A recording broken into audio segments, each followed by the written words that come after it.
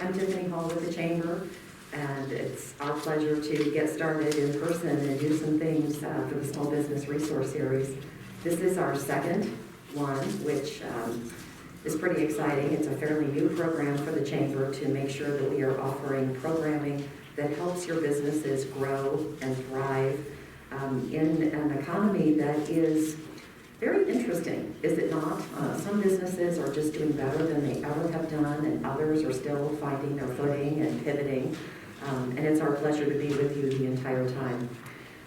I want to thank Colin Aldrich and Commerce Bank for their generous sponsorship that makes this series possible through the Chamber so that we are able to offer these resources to businesses like yours.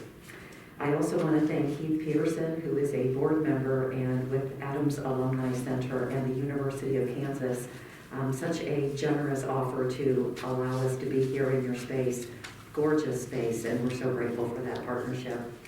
It's my pleasure to introduce a really fun guy who works a lot and works super hard on behalf of Lawrence and Douglas County for economic development. We're very lucky to have him as part of the Chamber staff. Please join me in welcoming Steve Kelly. Very pleased to be here, and again, we're really happy to have the opportunity to start getting out amongst the people. This last year has been long and it's been tough on all of us, but I think there are certainly signs with the vaccination rates and with all the positive things happening, and it's really great to start coming out and being amongst our friends and the members of the business community. So we're very, very pleased to be here today. We're also pleased to be able to present information on this topic. This came about from some discussions last fall where we were talking about opportunities to build and continue to strengthen the bonds and the ties between KU and the business community here in Lawrence.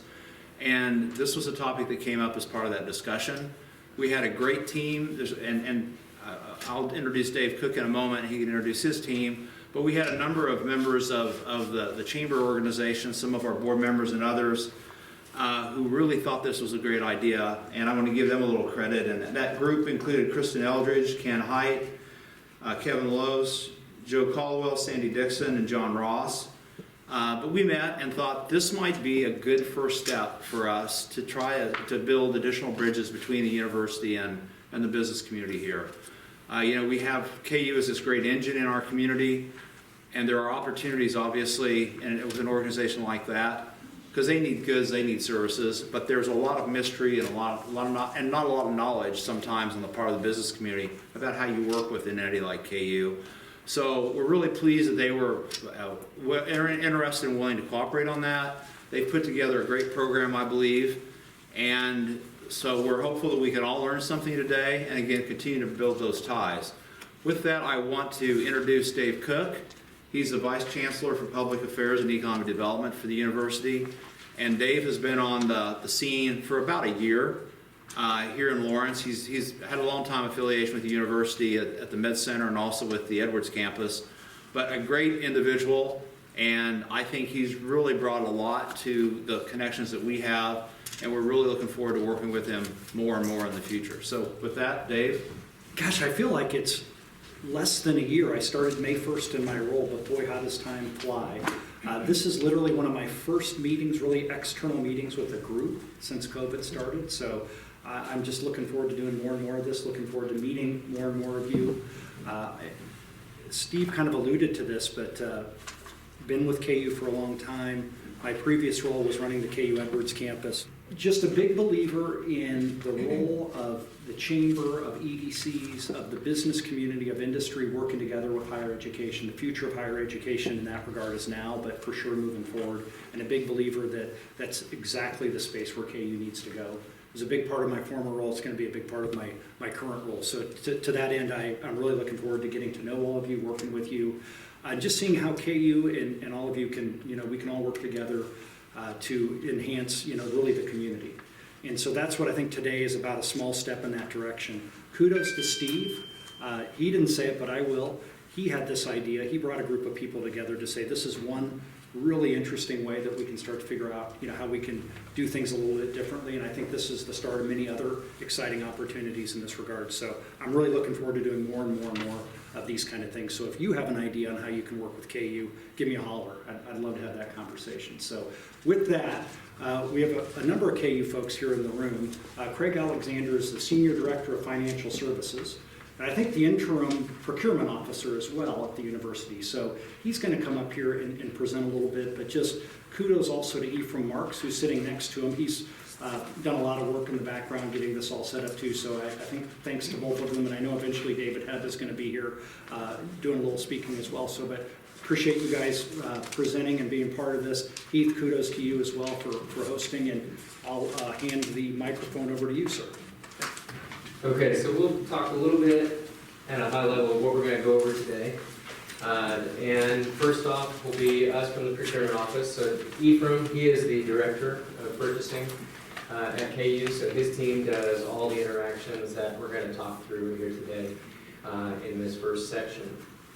The second section will be David, and he's going to take it over for the Jayhawk community partners and speak to our partnerships and how we like to do business with teams and create marketing opportunities, things of that nature, to give everybody kind of a good, well-rounded interaction with KU.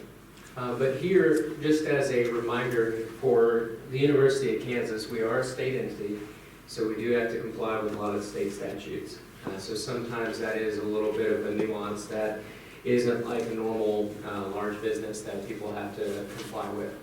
So anything that we do, all the things that we purchase, services, we have to comply with those state of Kansas laws.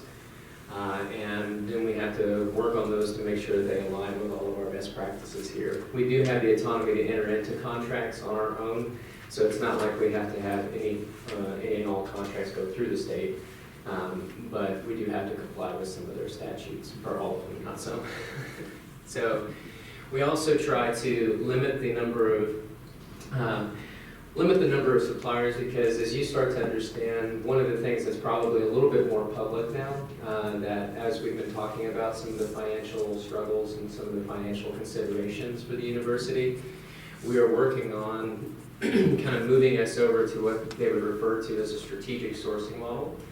And so within that scope, and what we're trying to do there is really get the best services that we can possibly get in a single form across the university. So in some services, you think about how can it be applicable to every single business unit, because sometimes right now we have every single department going out and interacting with different suppliers, while there could be some synergies across the board within the university if we do this as a unified team. So that's what we're trying to do there, and that's why that's speaking to about, we're not just going to expand supplier network just to expand supplier network. We're going to be very strategic about it and work about making sure that we have the best partnerships available to us. And that includes community, you think about the community we have here, it's speed, right? I mean, you guys are close proximity. We can have speed and service. There's a lot of good things that we can get from that kind of a partnership. So the goals here for us, part of the procurement team, is really to leverage, just as any purchasing organization would do, the buying power of the university. Within that, we're trying to consolidate all of our vendors, reduce the processing costs of our transactions. It might seem small, but that kind of feeds into one of the key best practices that we have later on that we'll talk about. Provide very high-level services and other value features to every single unit here on campus. So that's why we, as our purchasing organization, really do feed the organizations here in the university for the departments and what their needs are. We also try to make sure that we're doing service to our departments as well as to our suppliers. So when you think about that, we've got multiple customers from that perspective. Our customers, first and foremost, are going to be our departments. So for the purchasing team, we're going to work for the School of Business, the School of Music. We're going to work for every single one of them to try to achieve the best terms possible.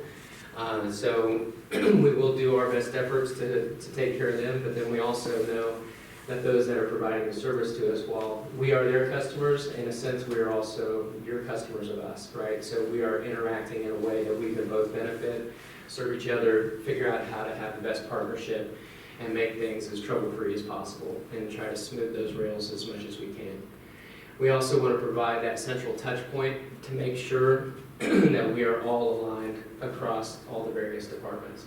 So that's why when we speak later on about who we want as a contact point, you can reach out to us and David Head for the partnerships, because we want to make sure that we put you in contact with the right people.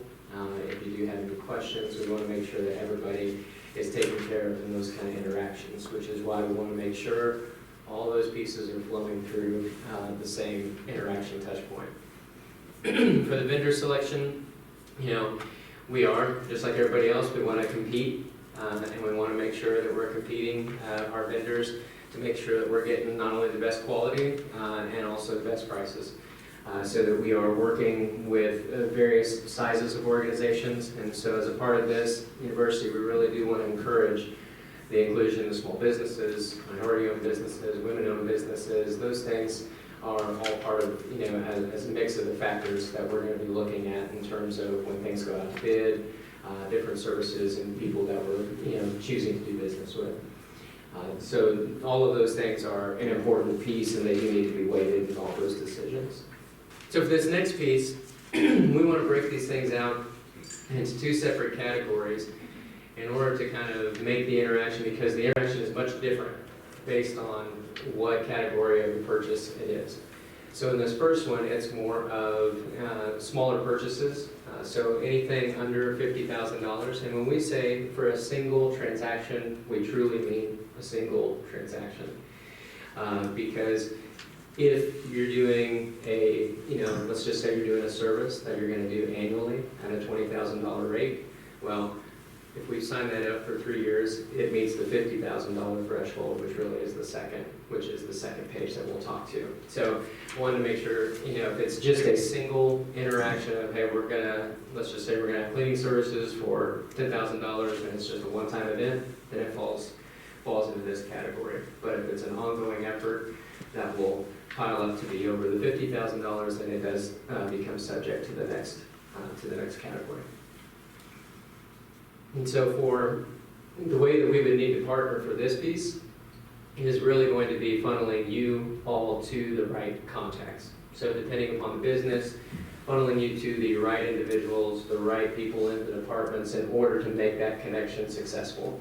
Because really, for some of these smaller ones, we will not always know of the transaction, and we will not always know of the business that is going on in that department, because we do give a little bit of latitude to the various departments to go out and engage in their own purchasing. And so they will do some of these smaller transactions, and so for you to be included in that, we have to put you in contact with them so that they're aware of your presence, so that they're aware of your ability to meet that need. So that's why this is so critically important, because these really become more critical that you guys are aware, or they're aware of your presence of those particular needs and products, services that you might provide. And so that's why I mentioned both David and Jayhawk Community Partners and myself and Ephraim. We will gladly put you in touch with those individuals. If you say, hey, this is the service we provide, we know that it'll probably be like a waterfall of emails that come in, and that's totally fine. We'll take care of that, and we'll try to start pointing you in the right direction. But we wanted to make sure that we gave you a central touch point that you could contact us, all three of us, and say, this is what we provide, who would be the best contact? Because we know that that's been one of the concerns that we spoke of when we talked about having this meeting today. So some of the other guidelines we have there, we will be looking at in terms of, like we said on the prior slide, working on not over-expanding our supplier network. So that's why on the bullet one we speak to, we will look at existing relationships, but that does not mean that only existing relationships get the business, right? And then any purchase between that $5,000 and $50,000 threshold, we do want to make sure that we are getting some sort of competitive pricing. And so what they're going to be working on is getting multiple bids from multiple suppliers to see what are the price points there? And then also what goes into play after that is some of the non-quantitative, factors. Some of the non-quantitative factors could be it's a local business, it's a minority-owned business. It could be, it could be every single one of those things that give weight into that decision. But we will need to see, multiple bids, and then that's why we just make sure we're getting fair pricing within that structure. And as you can see, there are a lot of documentation requirements, because what happens sometimes is we will get asked questions by the state or an auditor or somebody else that says, hey, did you follow the practices that you guys have in place because you're a state agency, which is what we referred to earlier. And so part of that is making sure that we have valid documentation of the multiple bids and of that interaction. And so that's why we request that any of those things be sent in by email, that we will have the actual, price quote, who we talked to, the quantity of goods, all that kind of stuff would need to be included, so that documentation of those, formal solicitations that we get would just show those things, so that we can have that price comparison, so that we can validate and provide that to any sort of audit request that comes our way. Okay. And then when we actually do select one supplier over another, there will be a statement and kind of a basis for that, and saying, part of our RFP process that we'll talk to after this is that we have an award letter, and that award letter speaks to this is what the differences were between the suppliers that were engaged in this RFP, and here is why. And some of the reasons it doesn't always need to be the lowest bid either. So when we interact with those departments, the School of Education, business, all that kind of stuff, when we do interact with them, what they have the ability to do is to say, yes, we know that this guy is $5,000 more than the others, but we have a history with them. We know that they provide great service. We know that they provide great follow-up. We know that they, stand behind their work. And so engaging in those things, like we've talked about earlier, in terms of having a partnership with us and you all, as a part of the local community, can really benefit in those types of discussions, right? So it's the non-quantitative pieces that can come into play there. This one is about any interaction that is going to be over $50,000. So according to our state statutes, we have to put those out to bid. Okay, so the good thing about those needing to go out to bid is there is a process for having each and every one of us aware of them. So we have a tool, it's our eBid tool, as you can see there, in terms of becoming a potential bidder. I don't know, are you all sending the PowerPoint actually out to? Yeah. Yep, okay, so that link should work. If it does not, let us know. We can send you in the right direction, and that's totally fine. But really what happens is you'll register, and then there'll be different categories that are within that bid system. And those different categories you will have to register for. So if you don't ever register for any categories, you won't get notified of any bids that go out. Okay? So that's one of the critical pieces there, is to make sure that you're registered and you select the different categories that you want to be made aware of. And in that way, what happens is when a bid gets posted in that system, a notification will go out to say there's a open RFP or RFQ or whatever it is that goes out. Those things will go out to notify you all, and then you can read the interaction, you can read what kind of services, what specifically is being requested at that time, and you'll see the deadlines, you'll see who to interact with, where to send the information into, all of that. So everything will be included in that process, and those things will get posted, and then you'll be alerted to those things. As we kind of note, just as being a part of the process obviously doesn't guarantee that the business is given, but it does make sure that every one of us will be made aware of when there is an opportunity out there.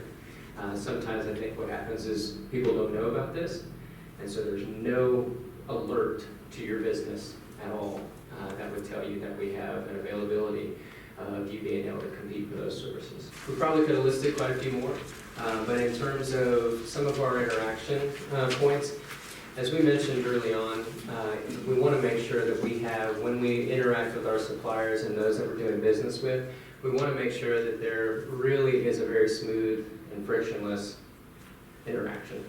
And that comes from not only the bidding process, but then when we're actually doing business with one another, we want to make sure that we're paying in an effective way. We want to make sure that you get the money for the services that you're providing. All of those interactions back and forth to each other. We want to make sure that those are really smooth and handled gracefully. And within that, you have number one, which is really all the supplier information documents, W-9s. There's other forms that we will make sure that you're aware of. It's not like you're going to be caught off guard.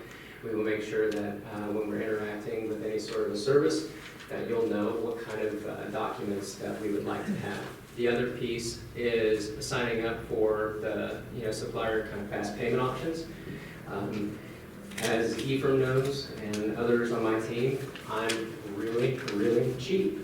Okay, I hate checks. So, and that is one of the things that we're kind of, one of the pieces that makes it a little bit easier for us is having suppliers immediately when we get set up with them to do any sort of interaction, that we register for an ACH transaction or payment plus.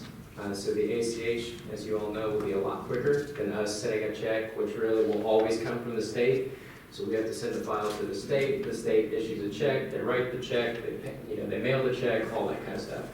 And so that can cause a delay in you getting the funds that you deserve for providing that service. So we want to make sure that that's quick and the most efficient way of delivering those funds to you all.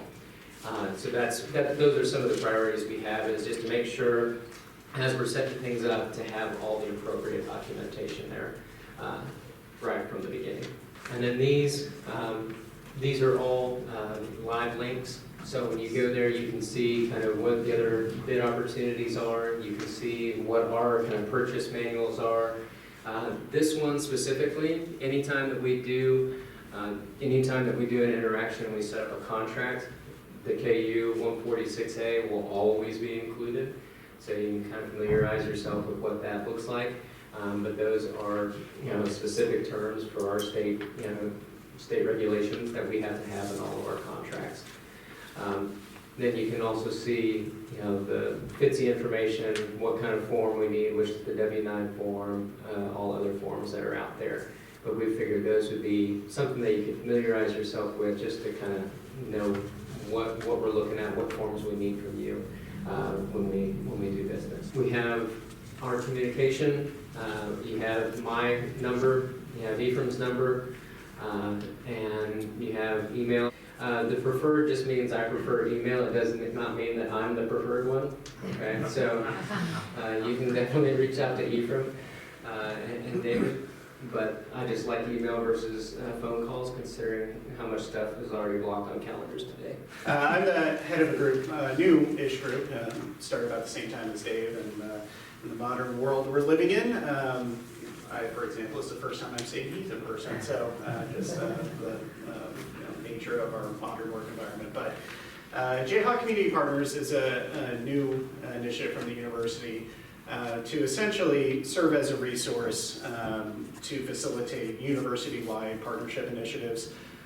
So to facilitate that communication, the transparency between groups, just to accomplish a number of different factors. So you can see the mission statement here, and ultimately it is to further the mission of the university, right? To bring resources in to allow us to act on what we do every single day as a research institution and an academic institution. And I'll get into some more detail about what that means as far as bringing resources into the university. But this chart below here, I just emphasize that obviously, companies are working with, and we've seen examples here, with a number of different groups within the university already. There's strong relationships that exist, and Jayhawk Community Partners is not intended to, be a new layer into that equation. If you've got those great relationships, great, maintain those, develop those, and certainly we want to facilitate the growth and expansion of that. And that's where Jayhawk Community Partners can come into play, is to kind of, again, serve as the resource across different groups. If it's one area of the university has a good relationship with one kind of provider, and another area of the university is looking to find somebody in that category, then I can kind of help again say, hey, you should talk to the Alumni Association of working with this person. We can go together to have maybe a more comprehensive and cohesive unified approach when working with partners versus trying to track down names and emails. Again, I can kind of serve that coordinating resource. And not just externally, but also internally as well within the university. So, kind of all the groups you see listed here, we meet, regularly just to kind of talk about, hey, what are the projects we have going on? What are the partnership initiatives we're trying to accomplish? Does it make sense to join forces in certain ways? Is it a more strategic and higher value proposition for partners if we go in a unified way versus just one group doing it on their own? So these are the conversations that I'm helping to facilitate, again, just serving as kind of the air traffic controller to make sure that everybody's pointed in the same direction. And again, externally, if you have questions on how or where to engage with the university from the outset, or if there is questions on how can we expand our relationship with the university, again, I can kind of be that centralized resource to help facilitate those discussions. And this is, kind of our approach here, and bringing resources into the university where Jayhawk Community Partners differs from like an endowment.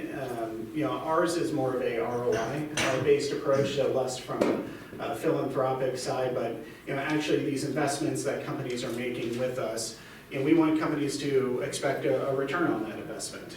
What is it you're exactly trying to accomplish? Is it to enhance the value proposition of a bid that's currently going on to say, hey, we'll commit resources to certain areas of the university?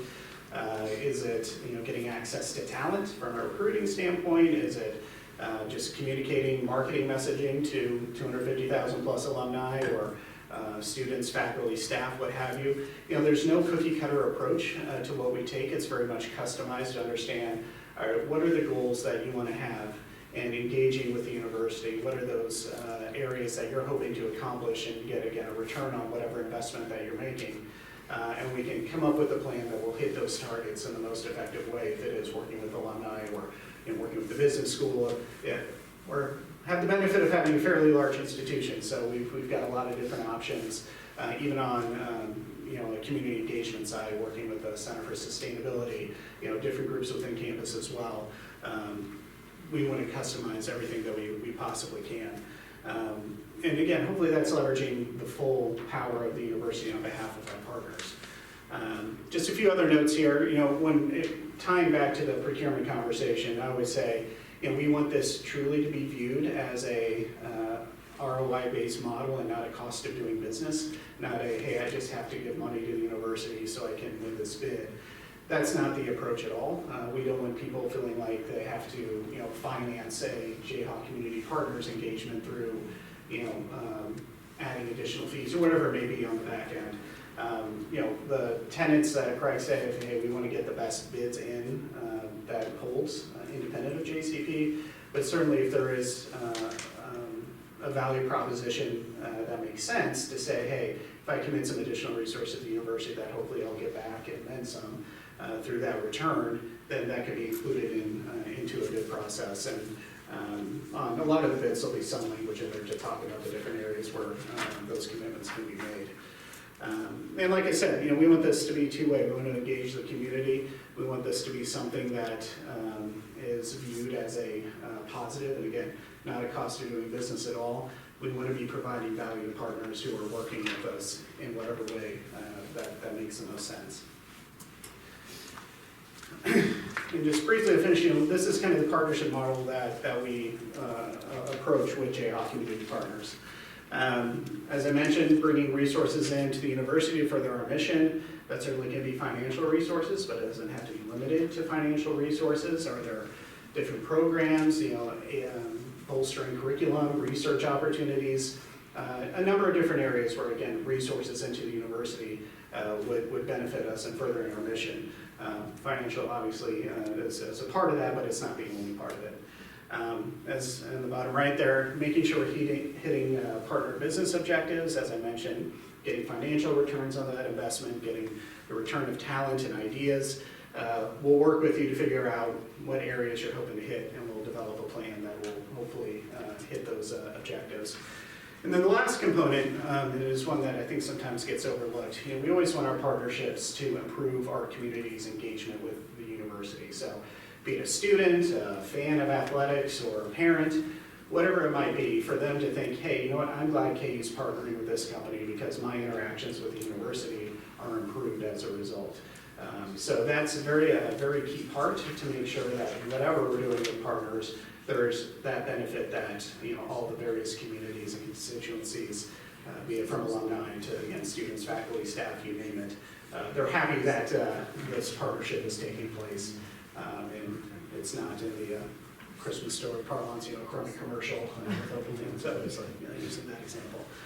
And the last thing I'll mention too is just a quick note on licensing. So I don't handle licensing myself. That's a separate group within the university. But I will mention there's kind of 3 different components when you talk about using the Jayhawk, so to speak. So the first would be kind of university use. So if it's a bid for the business school to give out, you know, T-shirts during orientation. So that's, you know, kind of one category where it's just internal use. They're coming up with the design, and it's just a bid to, you know, print those T-shirts that they can ultimately distribute. So that would all be handled through, you know, the group that's facilitating that internally. The second bucket would be using it for retail purposes. So that is where you would need some rights, be it through the university or affiliate groups like the Alumni Association or athletics. If it's, you know, come into a bank and get a free T-shirt when you open a checking account. Again, that retail component where you're not necessarily selling the item, but it is a value offer that, again, the Jayhawk has when you're offering that into the marketplace. So again, that would run through, again, whatever university group or affiliate has the right to grant those marks and logos to be placed on those products. And then the last component is, you know, I want to sell my T-shirt at Target.